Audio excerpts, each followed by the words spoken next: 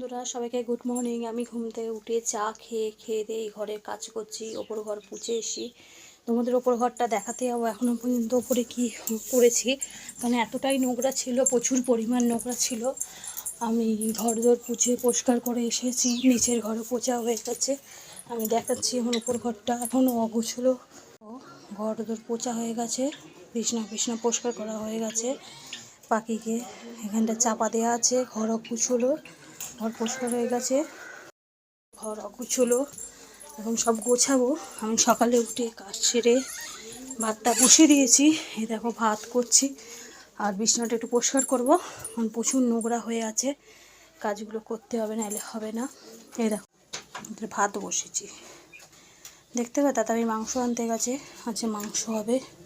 এটা কেমন অগুচর দেখেছো, ঠিক ভাগাড়ের মতন।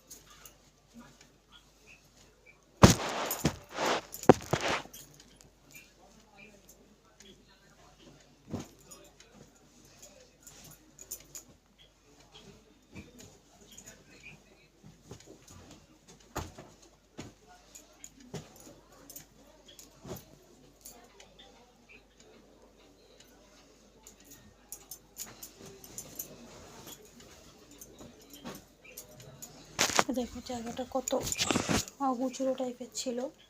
জায়গাটা সুন্দর করে গুছিয়ে রাখছি, এখনও পর্যন্ত ঠিক করিনি। এই গুছানো জায়গাটা পরিষ্কার করছি, দেখতে থাকো তোমরা কীভাবে কী করবো না করবো। অগুছলো জায়গা দেখেছো, সব ঠিকঠাক করেছি।